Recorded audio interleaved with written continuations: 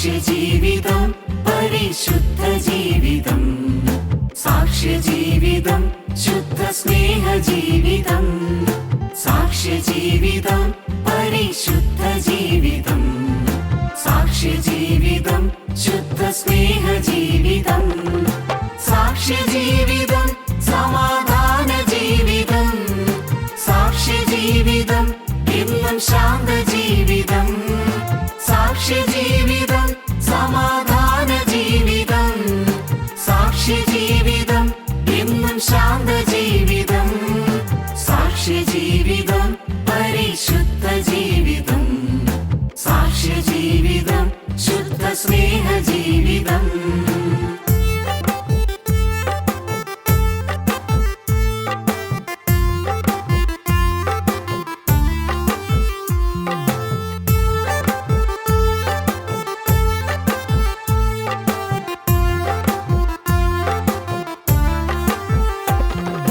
ക്രിസ്തുവിന്റെ മനസ്സറിഞ്ഞ ലളിത ജീവിതം, ക്രിസ്തുവിന്റെ ഹൃദയമാർന്ന സാക്ഷ്യജീവിതം, ക്രിസ്തുവിന്റെ മനസ്സറിഞ്ഞ ലളിത ജീവിതം, ക്രിസ്തുവിന്റെ ഹൃദയമാർന്ന സാക്ഷ്യജീവിതം, ക്രിസ്തുവിന്റെ പ്രതിഫലനമായ ജീവിതം, ക്രിസ്തുവിനു മഹത്വമേകും സാക്ഷ്യജീവിതം, ക്രിസ്തുവിന്റെ പ്രതിഫലനമായ ജീവിതം, ക്രിസ്തുവിനു മഹത്വമേകും സാക്ഷ്യജീവിതം, സാക്ഷ്യജീവിതം പരിശുദ്ധ ജീവിതം, സാക്ഷ്യജീവിതം ശുദ്ധ സ്നേഹജീവിതം.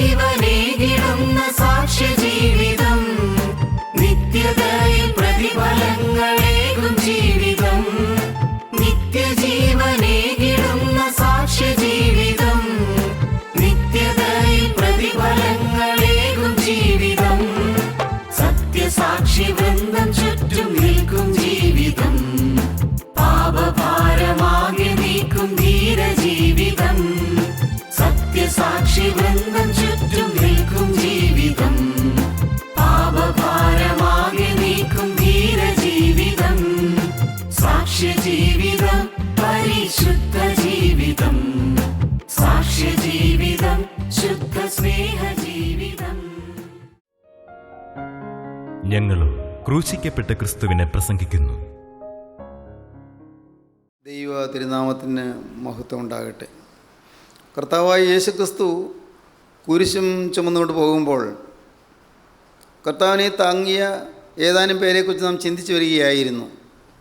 കർത്താവിനെ താങ്ങി കരഞ്ഞുകൊണ്ട് സഹതാപത്തോടെ സ്നേഹാധിക്യത്തോടെ കർത്താവിൻ്റെ പിന്നാലെ നടന്ന യെരൂശലേം പുത്രിമാർ, സിയോൻ പുത്രിമാർ, അവർ യേശുവിൻ്റെ വേദനയെ ആശ്വസിപ്പിക്കുവാനായി അവർക്കാകുന്നത് ആ വേദനയിൽ പങ്കാളികളായി അവർ ചേർന്ന് നടക്കുകയായിരുന്നു.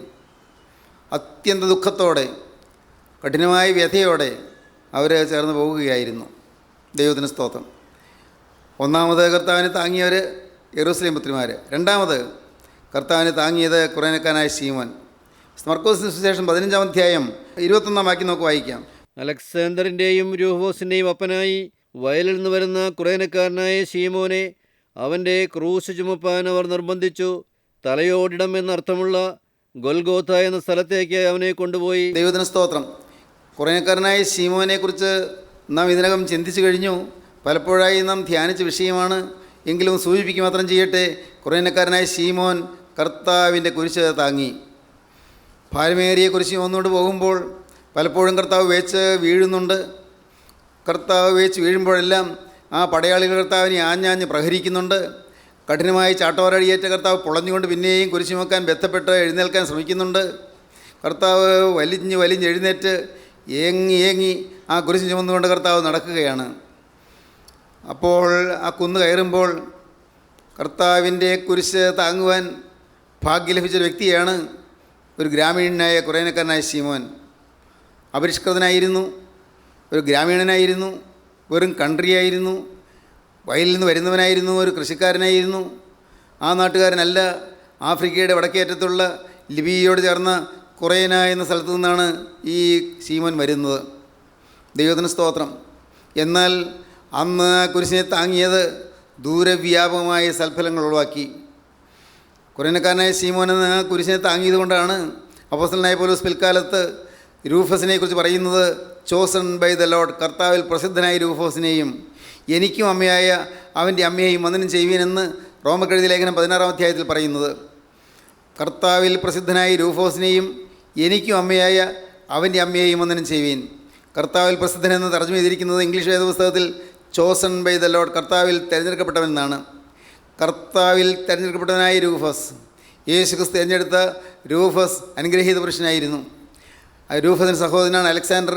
വേദപുസ്തകത്തിൽ അലക്സാണ്ടർ എന്ന് പറയും. അലക്സാണ്ടർ രൂഫസിൻ്റെ സഹോദരനാണ്.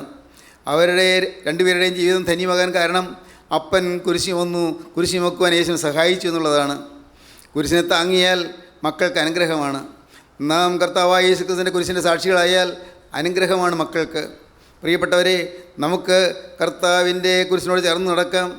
ആളുകൾ ആക്ഷേപിക്കും, പലരും പരിഹസിക്കും, ചിലരെ ഒറ്റപ്പെടുത്തുകയും കുറ്റപ്പെടുത്തുകയും ചെയ്യും. സാരമില്ല, നാം ചെയ്യുന്നത് മഹത്തായൊരു കാര്യമാണ്. നാം ചെയ്യുന്നത് രക്ഷകൻ്റെ കുരിശിനെ താങ്ങുകയാണ്. ദൈവത്തിന് സ്തോത്രം. കുരിശിനെ താങ്ങുക എന്ന് പറഞ്ഞാൽ എന്താണ്? പ്രിയപ്പെട്ടവരെ, കുരിശിലെ ത്യാഗത്തോടൊത്ത് നടക്കുക, കുരിശിലെ വേദനയോടൊത്ത് ചേർന്ന് വേദനിക്കുക, കുരിശിനോട് ചേർന്ന് നടക്കുക. ആരെല്ലാം പരിഹസിച്ചാലും ശരി, ഞാൻ എൻ്റെ യേശുവിന് പിന്നാലെ പോകുമെന്നുള്ള ഉറപ്പേറിയ നിർണയം. ആരെല്ലാം ഒറ്റപ്പെടുത്തിയാലും കുറ്റപ്പെടുത്തിയാലും ശരി, ഞാൻ എൻ്റെ യേശുവിൻ്റെ കുരിശിൻ്റെ വഴിയിൽ നിന്ന് മാറുകയില്ല എന്നുള്ള ദൃഢമായൊരു പ്രതിജ്ഞ. ദൈവത്തിന് സ്തോത്രം. അത് അപ്പോസ്തലൻ പറഞ്ഞില്ലേ, റോമക്കെഴുതിയ ലേഖനം 8-ാം അധ്യായത്തിൻ്റെ അവസാന ഭാഗത്ത് പറഞ്ഞില്ലേ, ക്രിസ്തുവിൻ്റെ സ്നേഹത്തിൽ നിന്ന് നമ്മെ വേർതിരിക്കുന്നത് ആര്? കഷ്ടതയോ സങ്കടമോ ഉപദ്രവമോ പട്ടിണിയോ നഗ്നതയോ ആപത്തോ വാളോ? നിൻ്റെ നിമിത്തം ഞങ്ങളെ ഇടപെടാതെ കൊല്ലുന്നു, അറുപ്പാനുള്ള ആടുകളെപ്പോലെ ഞങ്ങൾ എണ്ണുന്നെന്ന് എഴുതിയിരിക്കുന്നുവല്ലോ. നാമോ നമ്മെ സ്നേഹിച്ച മുഖാന്തരം ഇതിലൊക്കെയും പൂർണ്ണ ജയം പ്രാപിക്കുന്നു. മരണത്തിനോ ജീവനോ ദൂതന്മാർക്കോ വാഴ്ചകൾക്കോ ഇപ്പോൾ ഉള്ളതിനോ വരുവാനുള്ളതിനോ ഉയരത്തിനോ ആഴത്തിനോ മറ്റ് യാതൊരു സൃഷ്ടിക്കോ കർത്താവായ യേശു ക്രിസ്തുവിലുള്ള ദൈവസ്നേഹത്തിൽ നിന്ന് നമ്മെ വേർതിരിപ്പാൻ കഴിയുകയില്ല എന്ന് ഞാൻ ഉറച്ചിരിക്കുന്നു. എന്തൊരു ധൈര്യമാണ്! എന്തു വന്നാലും ശരി, എൻ്റെ യേശുവിൻ്റെ വഴിയിൽ ഞാൻ മാറുകയില്ല. യേശു പോയ അതേ വഴിയിൽ നിന്ന് ഞാൻ മാറുകയില്ല. എല്ലാ വിധത്തിലും അനേകം അനർത്ഥങ്ങൾ എന്നെ പിൻപറ്റിയാലും എല്ലാവരും ഒറ്റപ്പെടുത്തിയാലും ഇല്ല, ഞാൻ മാറുകയില്ല. യേശു എനിക്ക് വേണ്ടി ഒരുക്കിയ രക്ഷയുടെ മാർഗത്തിൽ നിന്ന് ഞാൻ മാറുകയില്ല. കുരിശിൻ്റെ വഴി ഞാൻ ത്യജിക്കുകയില്ല എന്നുള്ള നിർബന്ധപൂർവമായ തീരുമാനം. ദൈവത്തിന് സ്തോത്രം. കുറേനക്കാരനായ ശീമോൻ കർത്താവിൻ്റെ കുരിശിനെ താങ്ങി. 1 സീമോത്തിമാർ കർത്താവിനെ താങ്ങി, 2 കുറേനക്കാരനായ ശീമോൻ കർത്താവിനെ താങ്ങി. 3 നമുക്ക് വായിക്കാം. ലൂക്കോസിന് സുവിശേഷം 23-ാം അധ്യായം 40, 41, 42 വാക്യങ്ങൾ. മറ്റവനോ അവനെ ശാസിച്ചു, സമശിക്ഷാവിധിയിൽ തന്നെ ആയിട്ടും നീ ദൈവത്തെ ഭയപ്പെടുന്നില്ലയോ? നാമോ ന്യായമായിട്ട് ശിക്ഷ അനുഭവിക്കുന്നു. നാം പ്രവർത്തിച്ചതിന് യോഗ്യമായതല്ലോ കിട്ടുന്നത്. ഇവനോ അരുതാത്തതൊന്നും ചെയ്തിട്ടില്ല എന്ന് പറഞ്ഞു. ദൈവത്തിന് സ്തോത്രം. ഇവിടെ ഒരു കള്ളൻ അനുതപിച്ചു. മർക്കോസിന് സുവിശേഷവും ലൂക്കോസിന് സുവിശേഷവും വായിക്കുമ്പോൾ, ആ പീഡാനുഭവത്തെ വായിക്കുമ്പോൾ നമുക്ക് കാണാം, കർത്താവിൻ്റെ കൂടെ ക്രൂശിച്ചിരുന്ന കള്ളന്മാർ 2 പേരും കർത്താവിനെ ദുഷിച്ചു എന്ന്. 2 പേരും ദുഷിക്കുകയാണ്. ഒന്നും അറിഞ്ഞിട്ടില്ല ദുഷിക്കുന്നത്. അനേകരും അങ്ങനെയാണ്, ദുഷിക്കുന്നു, കാര്യം ഗ്രഹിച്ചിട്ടല്ല, എന്താണ് നടക്കുന്നതെന്ന് അവരറിയുന്നില്ല, ആരാണ് ഈ കുരിശിൽ കിടക്കുന്നതെന്ന് അവരറിയുന്നില്ല. നാമും ഇന്ന് നമ്മുടെ സമൂഹത്തിൽ ഇതാണ് കാണുന്നത്. അനേകരെ തെറ്റിദ്ധാരണ കൊണ്ട് എതിർക്കുന്നു, അനേകർ കാര്യം ഗ്രഹിക്കാതെ എതിർക്കുന്നു.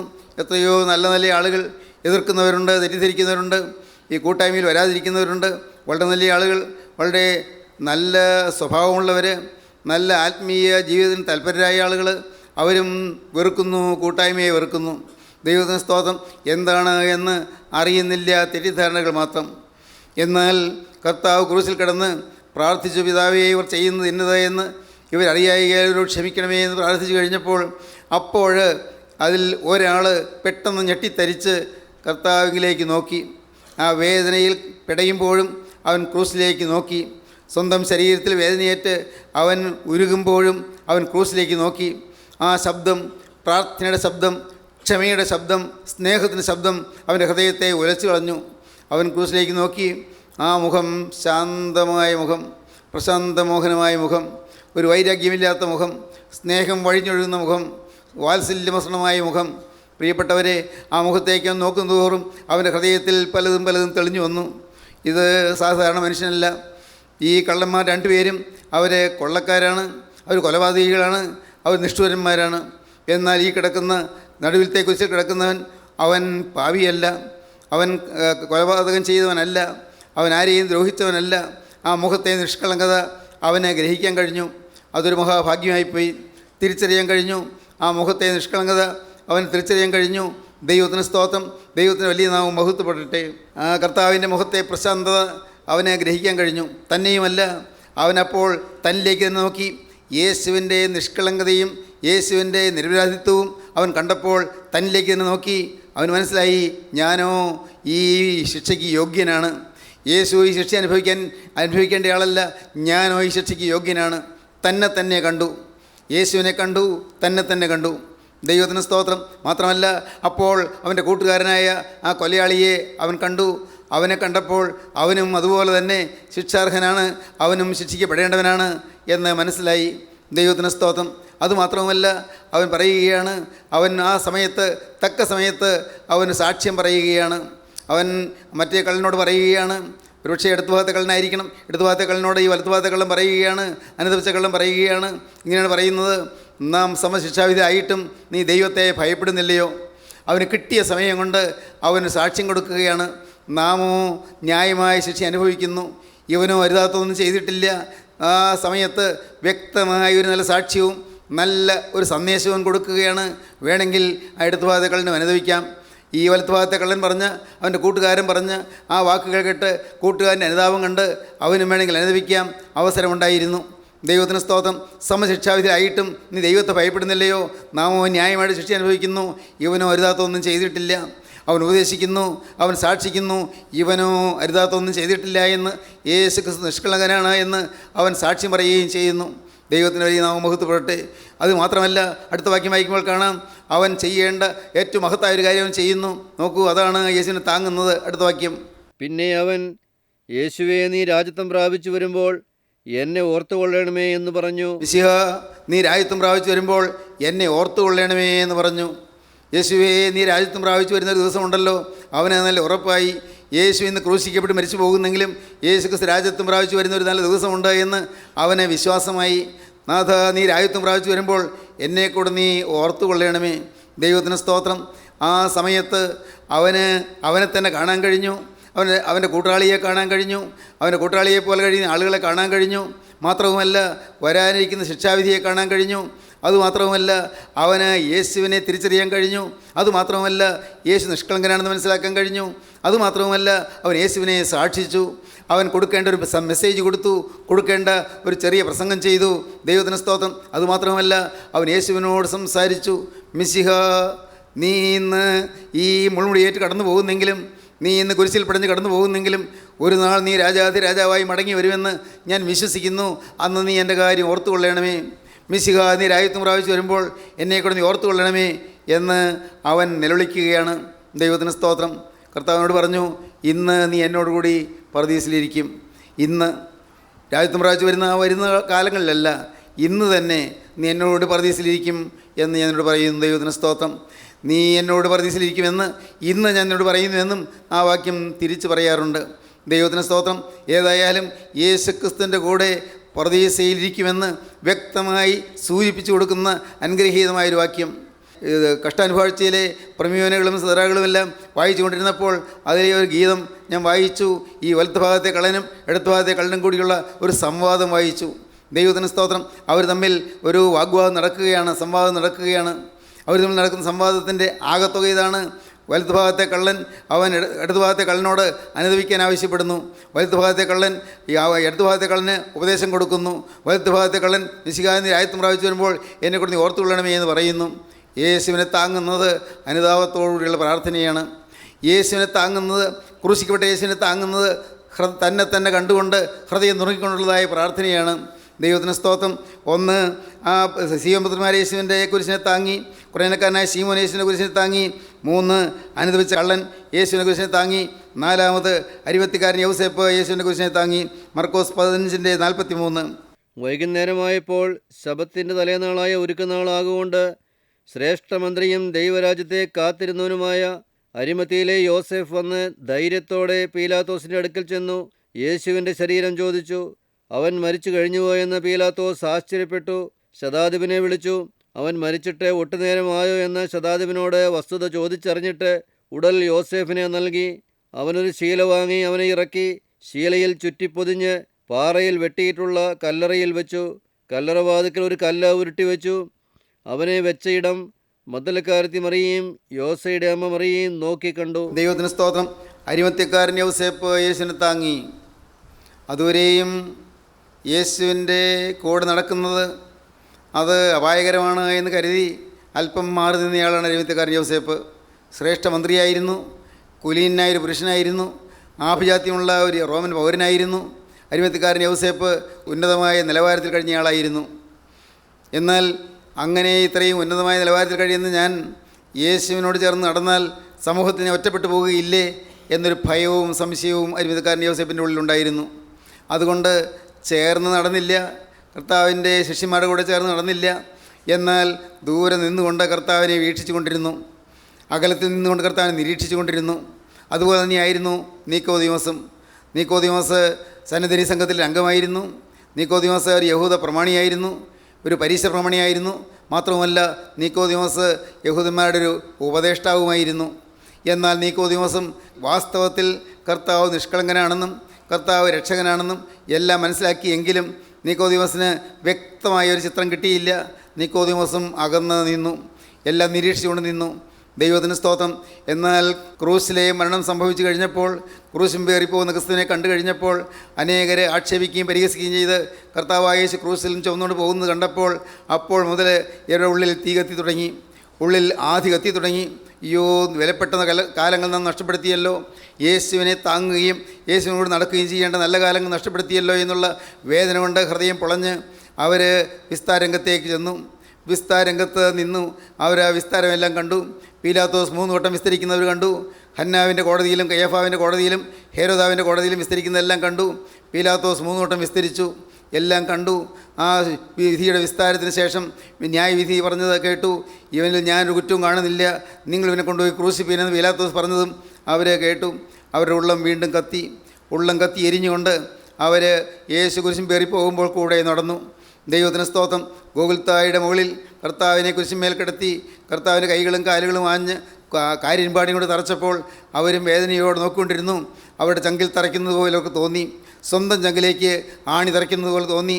വേദനയോട് പൊളഞ്ഞുകൊണ്ട് അവർ നിന്നു. അവസാനം കർത്താവിനെ ക്രൂശിന് ശേഷം പടയാളികൾ എല്ലാവരും മാറിക്കഴിഞ്ഞു, എല്ലാവരും വിട്ടുപോയി കഴിഞ്ഞു. അവർ താഴെ കുരിശിൻ്റെ ചുവട്ടിൽ അവരും ആ സ്ത്രീകളും മാത്രമുണ്ട്. അരിമത്യക്കാരൻ യൗസേപ്പ് നീക്കോദിമോസും. അരിമത്യക്കാരൻ യൗസേപ്പ് ഒരു പുതിയ ശീല വാങ്ങി. അരിമത്യക്കാരൻ യൗസേപ്പ് അത് മാറിൽ ചേർത്ത് പിടിച്ചുകൊണ്ട് കർത്താവിൻ്റെ ആ കുരിശിനോട് ചേർത്ത് പിടിച്ചുകൊണ്ട് അരിമത്യക്കാരൻ യൗസേപ്പ് ഓരോ ആണിയും മന്ദം മന്ദം പയ്യെ പയ്യെ ഊരി മാറ്റി. പ്രിയപ്പെട്ടവരെ, കർത്താവിൻ്റെ ആ മൃതശരീരത്തിൽ ആണി ഊരി വലിച്ചാൽ അവിടെ ശരീരത്തിന് വേദന വരുന്നില്ലല്ലോ. എങ്കിലും എൻ്റെ കർത്താവേ, ഈ ആണി ഞാൻ എങ്ങനെ അത്ര വേഗത്തിൽ വലിച്ചു ഊരും? കാരണം നിനക്ക് വേദനിക്കുമോ എന്ന് ഭയത്തോടെ എന്ന വണ്ണം വളരെ സൂക്ഷ്മതയോടെ വളരെ ശാന്തമായി ഓരോ ആണിയും ഊരി ഊരി മാറ്റി. ദൈവത്തിന് സ്തോത്രം. ആണി മാറ്റി മാറ്റി വന്നപ്പോൾ കർത്താവിൻ്റെ തിരുശരീരം അരിമത്യക്കാരൻ യൗസേപ്പിൻ്റെ മാറോട് ചാഞ്ഞു. എൻ്റെ കർത്താവിൻ്റെ വലിയ നാമം മഹത്വപ്പെടട്ടെ. ദൈവത്തിന് സ്തോത്രം. ഇതിൽ പരം ഭാഗ്യം മറ്റെന്തുണ്ട്? കർത്താവായ യേശുവിൻ്റെ തിരുശരീരം മാറോട് അണയ്ക്കുവാനുള്ള ഭാഗ്യം. സ്തോത്രം. ദൈവത്തിൻ്റെ വലിയ നാമം മഹത്വപ്പെടട്ടെ. സ്നേഹിതരെ, ഇത് കേൾക്കുമ്പോൾ നിങ്ങൾക്കും ഈ ഭാഗ്യം അനുഭവിക്കാം. ക്രൂശിക്കപ്പെട്ടനായ ക്രിസ്തുവിനെ നിങ്ങളുടെ മാറോട് ചേർത്തണയ്ക്കാൻ നിങ്ങൾക്ക് സാധിക്കും. നിങ്ങൾക്ക് അവനോട് സ്നേഹം വരും, അവനോട് നിങ്ങൾക്ക് പ്രിയം വരും, അവനോട് നിങ്ങൾക്ക് അഗാധമായ സ്നേഹം വരും. കർത്താവേ, എനിക്ക് വേണ്ടി നീ ഈ വേദനയെല്ലാം സഹിച്ചല്ലോ എന്നുള്ള ആ വാസ്തവമായ ബോധ്യം നോക്ക് വരും.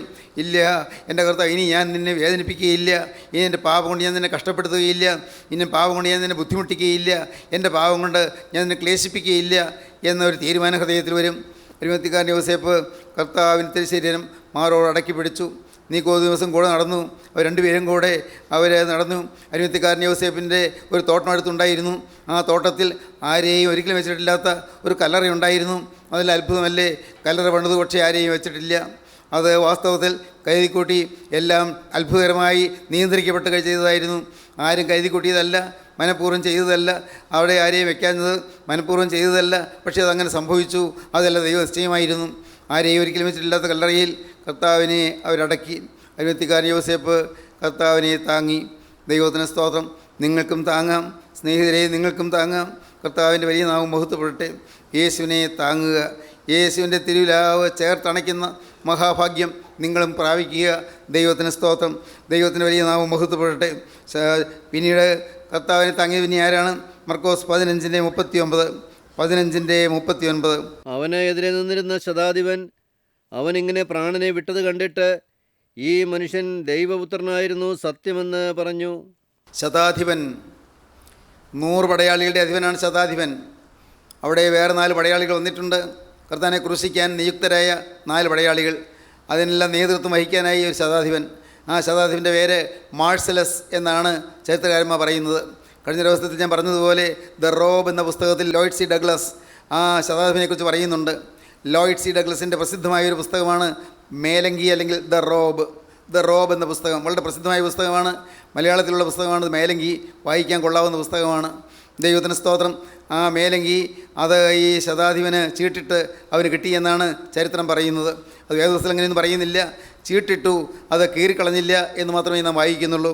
ഈ ശതാധിപൻ അവൻ പറയുന്ന വാക്യം നിന്നോട് കേൾക്കാം. 15:39 അവന് എതിരെ നിന്നിരുന്ന ശതാധിപൻ അവനിങ്ങനെ പ്രാണനെ വിട്ടത് കണ്ടിട്ട് ഈ മനുഷ്യൻ ദൈവപുത്രനായിരുന്നു സത്യമെന്ന് പറഞ്ഞു. ഈ മനുഷ്യൻ ദൈവപുത്രനായിരുന്നു സത്യം. ഇവൻ ദൈവപുത്രനായിരുന്നു. അയ്യോ, ക്രൂശിക്കേണ്ടായിരുന്നു. ഇത് ഞാൻ കൂട്ടുകൂടിപ്പോയല്ലോ. അയ്യോ, വേണ്ടായിരുന്നു. ഇത് ഞാൻ നേതൃത്വം കൊടുത്തു പോയല്ലോ. അയ്യോ, വേണ്ടായിരുന്നു. ഈ മനുഷ്യൻ ദൈവപുത്രനായിരുന്നു സത്യം. അവൻ വിളിച്ചു പറഞ്ഞു. സമയം കഴിഞ്ഞാണെങ്കിലും അവൻ സാക്ഷ്യം പറഞ്ഞു. ദൈവത്തിന് സ്തോത്രം. പ്രിയപ്പെട്ടവരെ, സമയം കഴിഞ്ഞുകൊണ്ടിരിക്കുന്നു. സമയം തീർന്നുകൊണ്ടിരിക്കുന്നു. സാക്ഷ്യത്തിന് വൈകണ്ട. നിങ്ങൾ സാക്ഷ്യം പറയാൻ വൈകണ്ട. നിങ്ങൾ സാക്ഷികളാകാൻ വൈകണ്ട. ജീവിത സാക്ഷ്യം ഉൾക്കൊള്ളാൻ വൈകണ്ട. നിങ്ങൾ ക്രിസ്തുവിൻ്റെ സാക്ഷികളാകാൻ ഇനി ഒട്ടും താമസിക്കേണ്ട. നാളെ അവസരം കിട്ടിയില്ലെങ്കിലോ, ഇനിയൊന്ന് പറയാൻ അവസരം കിട്ടിയില്ലെങ്കിലോ, ഇനിയൊന്ന് നിങ്ങളെ തന്നെ കാണിക്കാൻ അവസരം കിട്ടിയില്ലെങ്കിലോ, നിങ്ങൾക്ക് ലഭിച്ചതായ അനുഗ്രഹത്തെ മറ്റുള്ളവരെ അറിയിക്കാൻ ഇനിയൊരവസരം കിട്ടിയില്ലെങ്കിലോ, ഇന്ന് ഞാൻ ഈ പ്രസംഗിക്കുന്നു, എനിക്കിനിയൊരവസരം ദൈവത്തിന് വചനം പറയാൻ കിട്ടിയില്ലെങ്കിലോ, എൻ്റെ കർത്താവിന് സ്തോത്രം. ഇന്ന് ഈ കാര്യങ്ങളെല്ലാം കേൾക്കുന്നു. ഇനി നിങ്ങൾക്കൊരവസരം കിട്ടിയില്ലെങ്കിലോ, ഇന്ന് നിങ്ങൾ തീരുമാനിക്കൂ, യേശുവേ, ക്രൂസിന് സാക്ഷിയാകാൻ ഞാനിതാ എന്നെ തന്നെ സമർപ്പിക്കുന്നു. എൻ്റെ യേശുവേ, എൻ്റെ പാവം വഹിച്ച് കുരിശിലേറിയ രക്ഷകൻ്റെ സാക്ഷിയാകാൻ ഞാനിതാ എന്നെ സമർപ്പിക്കുന്നു. ഇന്ന് ഞാനിതാ എൻ്റെ ആയുസ് ഞാൻ നിനക്കായിട്ട് നേരുന്നു. നിനക്കായി ഞാൻ സമർപ്പിക്കുന്നു. നിനക്കായി ഞാൻ വിട്ടുതരുന്നു. കർത്താവേ, ഇത്രയും കാലം നീ എന്നെ കാത്തു. എൻ്റെ ദൈവം, ഏതെല്ലാം അപകടങ്ങളിൽ നിന്നാണ് നീ എന്നെ രക്ഷിച്ചത്, എന്തെല്ലാം അത്യാഹിതങ്ങളാണ് എനിക്ക് വന്നത്, എല്ലാം നീ എനിക്ക് എന്നെ താങ്ങിയെന്ന് എല്ലാം എനിക്ക് വഹിക്കുവാനുള്ള കൃപ തന്ന് എന്നെ അനുഗ്രഹിച്ചിടത്തോളം നടത്തി. ഇന്നുവരെയും നീ എന്നെ സഹായിച്ചു. ഇത്രത്തോളം യഹോവ നമ്മെ സഹായിച്ചു. ഇത്രത്തോളം യഹോവ നമ്മെ സഹായിച്ചു. ദൈവത്തിന് സ്തോത്രം. ഇത്രത്തോളം ദൈവം നമ്മെ കൊണ്ടുവന്നു. എൻ്റെ പ്രിയപ്പെട്ടവരെ, ഏതെല്ലാം കടമ്പകൾ ചാടിക്കടന്നാണ് ഇവിടെ എത്തിയത്. സംഭവവിഹുലമായ ജീവിതമല്ലായിരുന്നു. സംഭവവിഹുലമായ ജീവിതം. ഏതെല്ലാം കെണികളിൽ വീണതാണ്, ഏതെല്ലാം കുരുക്കളിൽ പെട്ടതാണ്, ഏതെല്ലാം ആപത്തുകൾ വീണതാണ്, ഏതെല്ലാം രോഗങ്ങൾ മറികടന്ന് പോകുന്നതാണ്. ദൈവത്തിന് സ്തോത്രം. ഏതെല്ലാം കഷ്ടപ്പാടുകൾ കൂടിയാണ് വന്നത്. വലിഞ്ഞ് വിഷമിച്ച് ആ ജീവിതത്തിൽ കഷ്ടപ്പാടും ക്ലേശവുമായി നിങ്ങൾ അലഞ്ഞ് ഉഴന്ന് ഇവിടം വരെയും എത്തി.